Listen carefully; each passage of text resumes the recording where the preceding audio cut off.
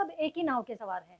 हम सबकी ज़िंदगी अलग है, पर हालात हम सबके मिलते-जुलते। कभी-कभी हम सोचते हैं कि काश मैंने ऐसा ना किया होता या मैंने वैसा ना किया होता, और हम अपनी गलतियों को सोच-सोच कर उन पर पछताते हैं। पर क्या आप जानती हैं कि गलतियाँ आपकी दुश्मन नहीं होती, वो हमारे लिए एक ऐसे गुरु का काम करती हैं जो हमें कुछ सिखाने के लिए आते हैं। जो चीज़ें हम बड़ी-बड़ी किताबों, स्कूल या कॉलेज में नहीं सीख पाते हैं, वो चीज़ हमें हमारी छोटी से छोटी गलती सिखा देती है। गलतियाँ ही सिखाती हैं कि कब बोलना है, कब रुकना है, कब किससे बात करनी है, कब कहाँ चुप रहना है, और कब पुरानी बातों को छोड़कर आगे बढ़ जाना है। इसलिए अगर आपने कोई गलती की है तो खुद को माफ कीजिए। हम औरतें सारा दिन कितना काम करती हैं घर, लेकिन अपने शरीर की थकावट को अनदेखा करना बहादुरी नहीं होती है। हम औरतों को कभी सिखाया ही नहीं गया कि शरीर की थकान एक अलार्म होती है, एक संकेत होती है कि अब थोड़ा सा रुक जाओ, थोड़ा सा थम जाओ, तुम्हें भी आराम की जरूरत है। और हम सब क्या करती हैं कि थकने के बावजूद भी किचन में जाकर चाय बनाती हैं, सिर में दर्द हो रहा हो तो भी घर की साफ सफाई करती हैं, कमर में दर्द हो रहा हो तो बच्चों के स्कूल का बैग उठाती हैं। लेकिन हम सब ऐसा करती क्यों हैं? क्योंकि हमें ऐसा लगता है कि यह मेरा घर है और मेरी जिम्मेदारी है, और इस घर के सारे काम करना भी मेरा ही फर्ज है। मैं नहीं करूंगी तो और कौन करेगा? लेकिन डेली रूटीन में इतने सारे काम करने के बावजूद कभी कभी हमें ये भी फील होता है कि क्या जो हम सुबह से लेकर शाम तक इतने सारे काम करते हैं,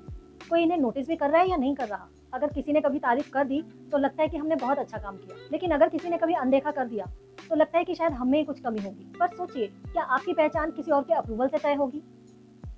शायद नहीं। अब मैं अपने काम को अपने नजरिए से देखती हूँ। जब आप अपने काम को पहचान लेती हैं तो दुनिया की राय भी छोटी लगने लगती है। हर किसी की सोच को समझना हमारी जिम्मेदारी नहीं है। कभी कभी लोग आपको जज करेंगे, आपके चुप रहने पर आपको घमंडी समझेंगे और आपके लिए गए फैसलों को नादानी, और फिर हम सोचने पड़ जाते हैं कि उसने ऐसा क्यों कह दिया और वैसा क्यों कह दिया। और हम एक बार को ये भी सोचने लगते हैं, क्या सच में मैं ऐसी हूँ? ऐसा ही होता है ना आपके साथ भी? पर सच्चाई ये है कि सबके पास ना एक चश्मा होता है जी, और उस चश्मे से वो सारी दुनिया को देखते हैं, और हम किसी के भी उस चश्मे को बदल नहीं सकते। और अगर हम सबको समझाने लगेंगे तो खुद की ही शांति खो बैठेंगे। इस बारे में आप क्या सोच, कमेंट करके जरूर बताएं। पुरानी बातों को बार बार दोहराना खुद पर जुल्म करने की तरह होता है। हम सबके पास कुछ ना कुछ पुरानी यादें ऐसी होती हैं जो हमें अंदर ही अंदर खा जाती है, और हमें उन्हें सही समय पर अपने अंदर से निकाल कर बाहर फेंक देना चाहिए, क्योंकि आप डिजर्व करती हैं एक खुशियों भरा आज, ना कि भारी भरकम गिल्टी फील कराता हुआ कल। खुद को घर के काम के बोझ के नीचे दबाना कोई बहादुरी नहीं है, बल्कि खुद को संभालना ही असली ताकत है। अपने टैलेंट को पहचानिए। फिर से जरा सोचिए उन पुराने दिनों को, आप क्या करती थी और आज क्या है, और आप आगे क्या कर सकती हैं। अपने पुराने स्कूल के दिनों को याद करिए। आपके कभी कुछ शौक हुआ करते थे तो क्यों ना उन्हें फिर से जिंदा किया जाए। अगर आपके भी कोई शौक है तो कमेंट में मुझे जरूर बताइएगा, और ये भी मुझे जरूर बताइएगा कि आप कितना रिलेट कर पा रही हैं इस वीडियो से। क्या आपको ये अपनी ही कहानी लग रही है? चलिए अब आगे चलते हैं। शादी, बच्चे, घर, इन सब के बीच में हम कहीं ना कहीं अपने आप को खो देते हैं, और हमारे सपने वो तो कहीं रुक ही जाते हैं, और हमारी नापसंद वो तो हमें याद ही नहीं रहती, हम कब के भूल जाते हैं। हमारी आदत होती है पहले सबकी ज़रूरतें पूरी हो जाएं, फिर खुद के बारे में सोच लें, और अक्सर यही हमारी सबसे बड़ी गलती होती है कि हम खुद को ही पेंडिंग करते चले जाते हैं। अपनी ज़रूरतों को, अपनी ख्वाहिशों को, अपने सपनों को हम पेंडिंग करते चले जाते हैं, और हमारी ज़िंदगी तुम सारा दिन घर रहकर करती ही क्या हो, ये सुनते हुए कटती चली जाती है। ज़रा एक बार सोचकर देखिए, आप सुबह से लेकर शाम तक, रात तक घर के हर काम में, हर हिस्से में शामिल होती है। सुबह बच्चों को स्कूल के लिए तैयार करना, फिर उन्हें भेजना, उन्हें स्कूल बस तक छोड़कर आना, उनके लिए नाश्ता बनाना, उनके लिए लंच तैयार करना, फिर अपने हस्बैंड के लिए लंच तैयार करना, उन्हें ऑफिस भेजना, सास ससुर के लिए सुबह चाय बनाना, घर की साफ सफाई करना, किचन को साफ करना, सबके लिए खाना बनाना, अपने सास ससुर की दवाइयों का ख्याल रखना। उसके अलावा अगर घर में बच्चों की कोई चीज़, कोई बुक या कॉपी नहीं मिल रही है तो वो ढूंढ कर देना, हस्बैंड की कोई फाइल नहीं मिल रही है, रुमाल नहीं मिल रहा है, पर्स नहीं मिल रहा है, जुराबें नहीं मिल रही हैं, वो ढूंढ कर देना, उन्हें सही जगह पर रखना। और अगर आपके सास ससुर का चश्मा नहीं मिल रहा है या कोई और उनकी इंपॉर्टेंट चीज़ नहीं मिल रही है तो उसका भी ख्याल रखना, वो ढूंढ कर देना। घर में आने जाने वाले मेहमानों का ख्याल रखना, दिन त्योहारों पर क्या लेना है, किसको क्या देना है, इन सब चीज़ों का ख्याल रखना।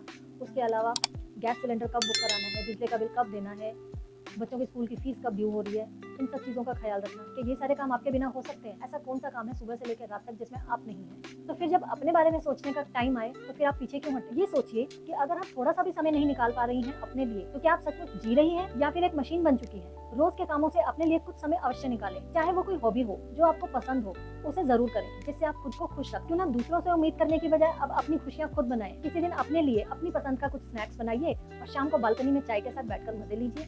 कभी कोई बुक पढ़ने का मन करे तो कोई बुक पढ़ लीजिए चाय के साथ। कभी अपने लिए गुलाब खरीद लाइए और खुद को ही गिफ्ट दे दीजिए। खुद को पैम्पर करिए, खुद को बहुत प्यार करिए। अपनी खुशियों की चाबी को अपने ही हाथ में रखिए, बल्कि ये अपने ही हाथ में होनी चाहिए। आपका चेहरा भी एक बहुत प्यारी मुस्कान डिजर्व करता है। ये कहना गलत नहीं होगा कि हमारे समाज में आज भी घर संभालने वाली औरतों को बहुत ही कम आंका जाता है। अरे घर पर ही तो होती हो, इतना सारा टाइम होता है तुम्हारे पास, क्या करती रहती हो सारा दिन? इस तरह के हमें ताने सुनने को मिल जाते हैं, और इस तरह की ना जाने कितनी ही बातें हमें सुनने को मिल जाती हैं। एक बार जरा सोचकर देखिए, जो लोग इस तरीके का ताना मारते हैं घर की हाउसवाइफ को, वो लोग जरा सोचकर देखिए कि एक हाउसवाइफ सुबह से लेकर रात तक घर का क्या क्या काम करती है।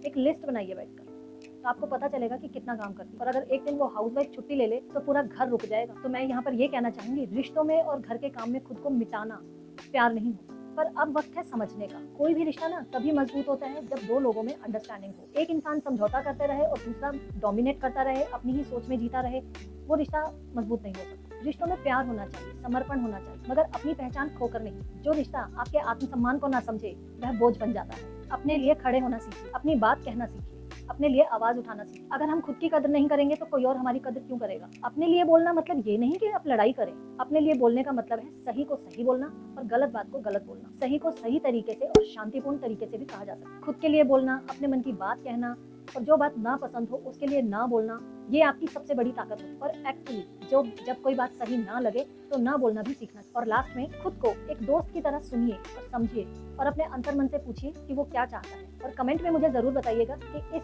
वीडियो में आपको कौन सा पॉइंट सबसे ज्यादा अच्छा लगा। इस तरह के वीडियो में आपके लिए और भी लाती हूं। अगर ये वीडियो अच्छा लगा हो तो इसे लाइक, शेयर और चैनल को सब्सक्राइब करना बिल्कुल मत भूलिएगा। तो मिलते हैं नेक्स्ट वीडियो में, तब तक के लिए आप अपना बहुत ध्यान रखिए।